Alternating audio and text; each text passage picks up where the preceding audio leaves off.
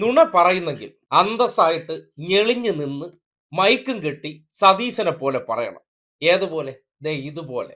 Kerala has ever seen, ഈ സംസ്ഥാനം കണ്ടിട്ടുള്ള ഏറ്റവും കഴിവുകെട്ട ഗവൺമെന്റുകളിൽ ഒന്നാം സ്ഥാനമാണ് ഈ രണ്ടാം പിണറായി സർക്കാരിനുള്ളത്.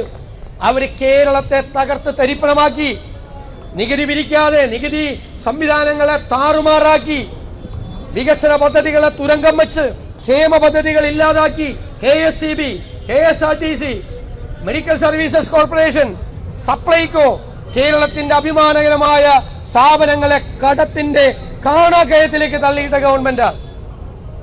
എന്നിട്ടാണ് അവരിപ്പോ കോൺക്ലേവ് നടത്തി ഉള്ള കാശ് എടുത്തിട്ട് വീണ്ടും കോൺക്ലേവ് നടത്താണ്.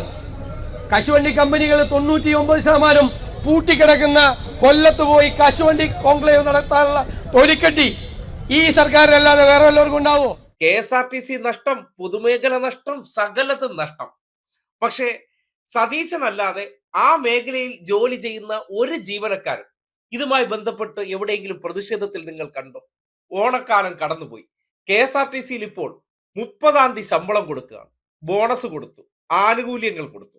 പക്ഷെ സതീശൻ ഇപ്പോഴും മൈക്ക് കെട്ടിവെച്ചിട്ട് നല്ല അന്തസ്സായിട്ട് ഇറങ്ങിയെന്ന് മണ്ട പോയ കോൺഗ്രസ്സുകാർ, അതായത് ഞങ്ങളുടെ അണികൾ, അതെന്റെ ബാക്കിൽ നിൽക്കുന്നതായിരുന്നാലും ഫ്രണ്ടിൽ നിൽക്കുന്നതായിരുന്നാലും എല്ലാം മരപ്പൊട്ടന്മാരാണ്. ഇതുപോലെ ഞാൻ അങ്ങോട്ട് ഇറങ്ങി നിന്ന് മൈക്ക് കെട്ടി എന്ത് വിളിച്ചു കൂവിയാലും ഈ മരപ്പൊട്ടന്മാരായിട്ടുള്ള എന്റെ അണികൾ അത് തൊണ്ട തൊടാതെ വിശ്വസിക്കുമെന്ന് സതീശന്റെ ഒരു ആത്മവിശ്വാസം നോക്കണേ.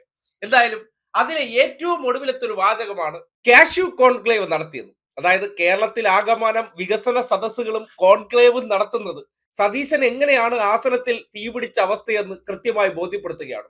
ആ കോൺക്ലേവ് എങ്ങനെ? കാഷ്യൂ കോൺക്ലേവുമായി ബന്ധപ്പെട്ട് സതീശന്റെ ഡയലോഗ് നിങ്ങൾ കേട്ടല്ലോ. സർക്കാരിന് ഉളുപ്പുണ്ടോ? ആ ദൃശ്യം അങ്ങോട്ടൊന്ന് കാണിച്ചു കൊടുത്തേ. കാഷ്യൂ കോൺക്ലേവിൽ പങ്കെടുത്ത ജനങ്ങളുടെ ആ സന്തോഷവും അവർ ആ പരിപാടിയിൽ പങ്കെടുത്തതിന് ശേഷമുള്ള ആനന്ദം പ്രകടിപ്പിച്ച രീതി സതീശൻ കാണണ്ട. പക്ഷേ സതീശന്റെ വാക്ക് കേട്ടിരിക്കുന്ന ആ മണ്ടപോയ ടീംസ് ഉണ്ടല്ലോ, ഒന്ന് കണ്ടേ. ഈ സതീശന്റെ വാക്ക് കേട്ടുകൊണ്ടിരിക്കുന്ന 10 പൈസയ്ക്ക് ബുദ്ധിയില്ലാത്ത മനുഷ്യർ ഈ പറഞ്ഞ ഓരോ വാക്കും എടുത്തിട്ട് നിങ്ങൾക്കൊന്ന് അന്വേഷിക്കണം. ഞങ്ങളുടെ നേതാവ് പറയുന്നത് സത്യം തന്നെയാണ്. അതായത് ഒരു വ്യക്തി ഉള്ള കാര്യം പറഞ്ഞ് രാഷ്ട്രീയ പ്രവർത്തനം നടത്തുന്നതിൽ കുഴപ്പമില്ല. ഉളുപ്പില്ലാതെ കുറച്ച് മാധ്യമങ്ങളുടെ സഹായത്തോടു കൂടി നടത്തുന്ന ഇമാതിരി പരിപാടികൾ കേട്ടും കണ്ടും നിങ്ങൾ വിശ്വസിക്കുകയാണെങ്കിൽ ഒരു വ്യക്തി എത്രമാത്രം കപടനാണ്, എത്ര ഉളുപ്പില്ലാതെ ഏത് പച്ചക്കള്ളവും എവിടെയും വിളിച്ചു പറയുമെന്നതിന്റെ തെളിവ് കൂടിയാണ് സതീശൻ എന്ന ആ നാവ്. അത് കേട്ട് വിശ്വസിക്കുകയാണെങ്കിൽ നിങ്ങൾ സ്വയം മൂഢന്മാരാകുന്നു എന്നതിന്റെ തെളിവാണ് സതീശന്റെ ആ കാഷ്യൂ ഡയലോഗും അതിനുശേഷം നടന്ന കോൺക്ലേവിലെ ആ ദൃശ്യവും. കാര്യം ഏതൊരു വിഷയവും ആ മേഖലയിൽ പ്രവർത്തിക്കുന്നവരെ സംബന്ധിക്കുന്നിടത്തോളം അവർക്ക് സർക്കാർ നടത്തുന്ന പരിപാടി ഇഷ്ടമല്ലെങ്കിൽ പരസ്യമായി പ്രതിഷേധിക്കേണ്ടതുണ്ട്. ആ മേഖലയിൽ വലിയ തകർച്ചയായിരുന്നു. ആ തകർച്ചയെ നേരിടണമെങ്കിൽ അവരുമായി ബന്ധപ്പെട്ട് കൂടിയാലോചനകൾ നടത്തി അവരിൽ നിന്ന് ഉയർന്നു വരുന്ന ആശയങ്ങൾ കൂടി നടപ്പിലാക്കി വേണം വിജയിപ്പിക്കാൻ. അതാണ് KSRTCയിലും കണ്ടത്. KSRTC മോഹങ്ങൾ സതീശനൊക്കെ നിർത്തിയിട്ട് എത്ര കാലമായി? സിവിൽ സപ്ലൈസ് ഈ ഓണക്കാലം നിങ്ങൾ എല്ലാവരും ആഘോഷിച്ചവരാണ്. ആർക്കെങ്കിലും പോയിട്ട് സാധനം കിട്ടാതിരുന്നു? പക്ഷേ ഉളുപ്പില്ലാതെ ഇങ്ങനെ ഡയലോഗ് അടിക്കുന്ന ഒരു പ്രതിപക്ഷ നേതാവെന്ന് പറഞ്ഞാൽ ഈ കേരളത്തെ സംബന്ധിക്കുന്നിടത്തോളം മറ്റൊരു ബ്രഹ്മപുരം മാലിന്യ പ്ലാന്റ് മാത്രമാണ്. അത് ബ്രഹ്മപുരം എന്ന് പറയാൻ കാരണം എറണാകുളത്ത് നിന്ന് വരുന്നതുകൊണ്ടാണ്. ഇതെങ്ങാനും രാഷ്ട്രീയത്തിന്റെ അധികാര കസേരകളിൽ എത്തിയാൽ ഇതുപോലെ പച്ച നുണ നിങ്ങളോട് പറഞ്ഞതിന് ശേഷം മാധ്യമങ്ങളുമായി കൂട്ടുകൂടി വയനാട് ഫണ്ട് എങ്ങനെയാണോ അടിച്ചുകൊണ്ട് പോയത് അതുപോലെ ഖജനാവിലെ ഫണ്ട് മുഴുവൻ കുടുംബത്തിലെത്തിക്കും.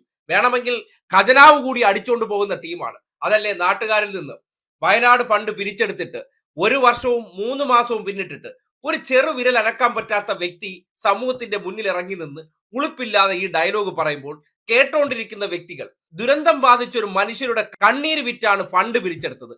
അതിൽ നിങ്ങൾ എന്ത് ചെയ്തു എന്ന് ചോദിക്കുന്നിടത്ത് ഇവരെല്ലാം ബിഗ് സീറോ ആയി മാറും. അതുകൊണ്ട് മാധ്യമങ്ങൾക്ക് മുന്നിലും മൈക്ക് കെട്ടി PR ക്യാമറകൾക്ക് മുന്നിലും നടത്തുന്ന ഈ നാടകങ്ങൾക്കപ്പുറം പറഞ്ഞ ഒരൊറ്റ കാര്യം പോലും ചെയ്യാത്തവരാണ്.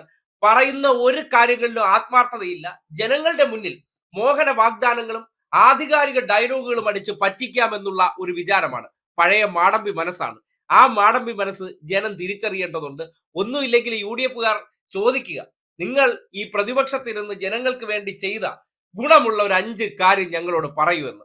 അത് ഡയലോഗടി അല്ലാതെ മറ്റൊന്നുമില്ല എന്നുള്ളതാണ് യാഥാർത്ഥ്യം.